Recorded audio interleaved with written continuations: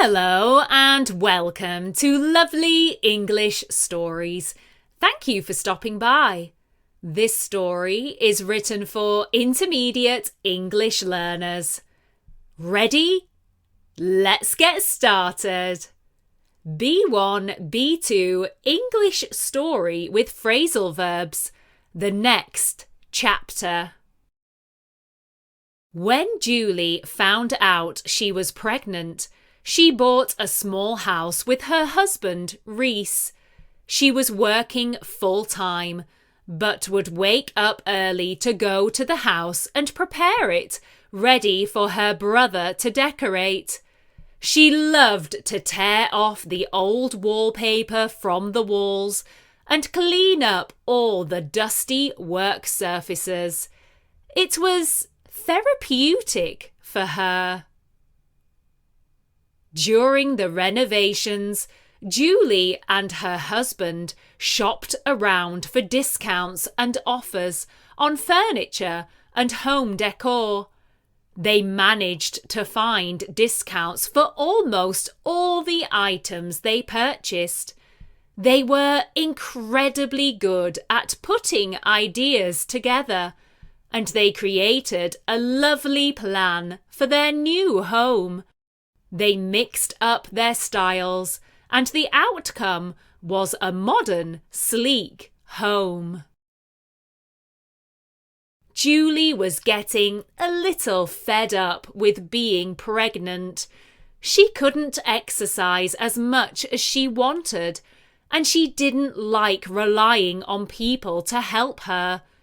She took after her mother in that she liked to power through and get as much done as possible. She was incredibly productive.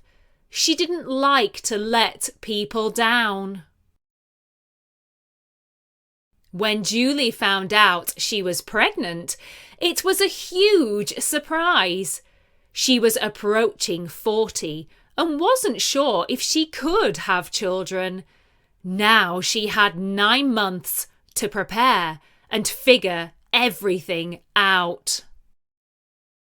Julie and Rhys had been together for 15 years. They were a team and could count on each other for anything.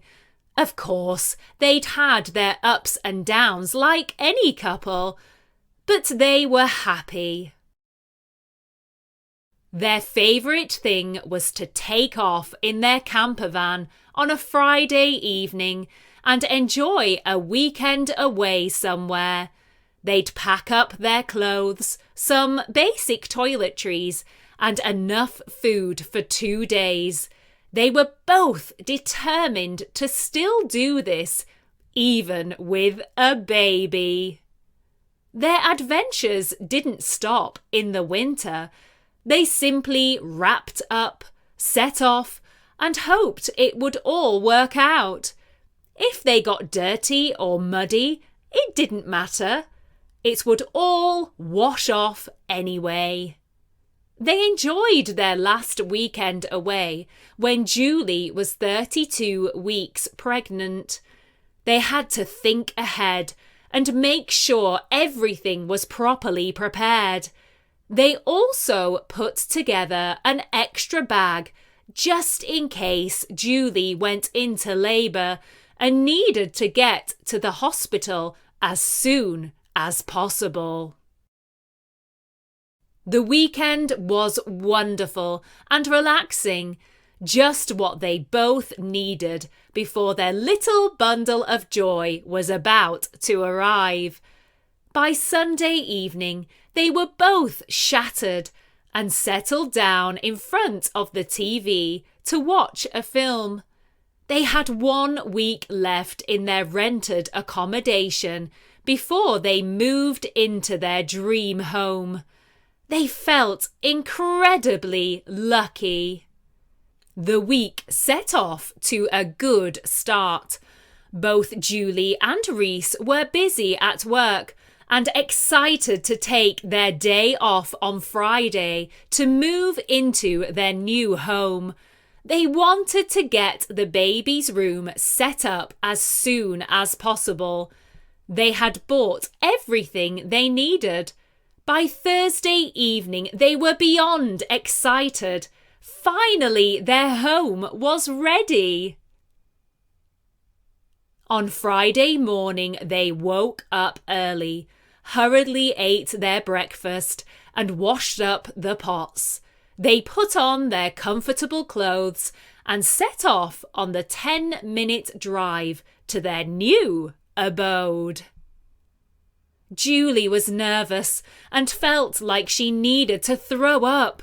She tried not to think about it too much and focused on the future and all the exciting things that were coming up in her life. As they drove up the street to their new house, Julie's sickness subsided and was replaced by joy.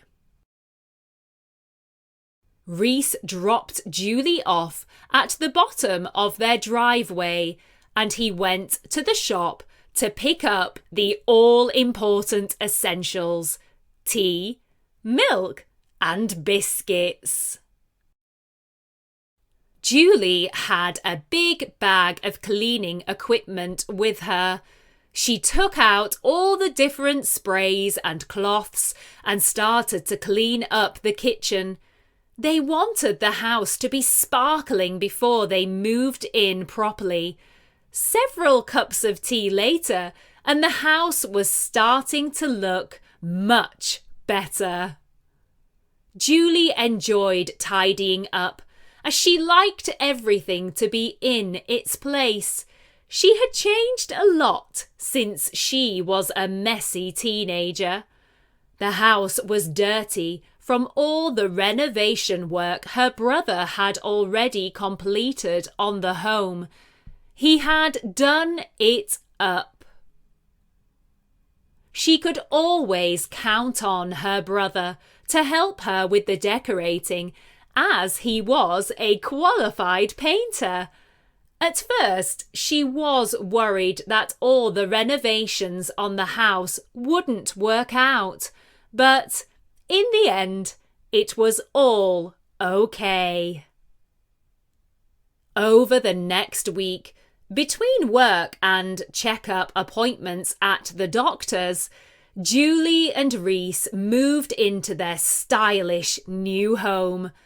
Julie was so glad they didn't settle for anything less than what they wanted. They could both finally start to calm down and prepare for the next chapter of their lives in their wonderful new house with their soon-to-be-born baby. Here are the phrasal verbs we have used in this story. Please do remember that some phrasal verbs have several meanings. We are only explaining the meaning that was used in this story. Find out is to learn about something you didn't already know. Wake up is to feel more alert and lively or to stop sleeping. Clean up is to make things tidy and free of rubbish and dirt. Tear off is to take something off in quite a rough way. Shop around is when you go to lots of different shops to compare prices and quality. Put together is to form a team or a collection of something. Mix up is when you put things together without there being any order. Fed up is to be unhappy, tired or bored of something that you might have been doing for quite a while. Rely on. This is when you might need the support of a particular thing or a person to do something. Take after is to be similar to an older member of your family. Let down is when you disappoint someone. Figure out is when you try to understand something. Count on is when you know you can depend on or rely on someone. Take off. So in the story, take off means to leave suddenly with no real plan. Pack up is when you put all of your possessions into a bag or case. Wrap up is when you put on lots of lovely warm clothes. Set off is when you start a trip. Work out. This is when a situation will happen in a good or satisfactory way. Wash off is when you remove dirt by washing. Think ahead is when you are prepared and you make plans for things in the future. Settle down is when you relax for the evening. Set up is when you create or arrange something. Wash up is to clean the plates, pots and pans after you've eaten a meal. Put on. In the story, this is the act of getting dressed or applying makeup. Throw up. This is to vomit. Focus on. Now, this is when you give a lot of attention to something or someone. Coming up. That's something that will happen very soon. Drive up. This is when you move your car nearer a place or a person. Drop off is to allow someone to alight a vehicle or get out of a car. Pick up is to collect someone or something. Take out is to remove something from somewhere. Move in is when you move your possessions into a new place, a new home. Tidy up is when you move things in a room to their proper place and make them clean again. Do something up. This simply means to decorate something or to make something better. Count on is to feel confident that you can rely on someone. Settle for, when you choose to accept something, even if it might not be what you really want. Calm down. This is when you become more relaxed and less worried, angry, or upset. Power through. To power through means to keep going until you finish something. We hope you found this story and the phrasal verbs useful. Do you have a favourite phrasal verb? Tell us in the comments below. We hope you enjoyed this lovely English story. Thank you for stopping by. And don't forget to like, subscribe and share. See you soon.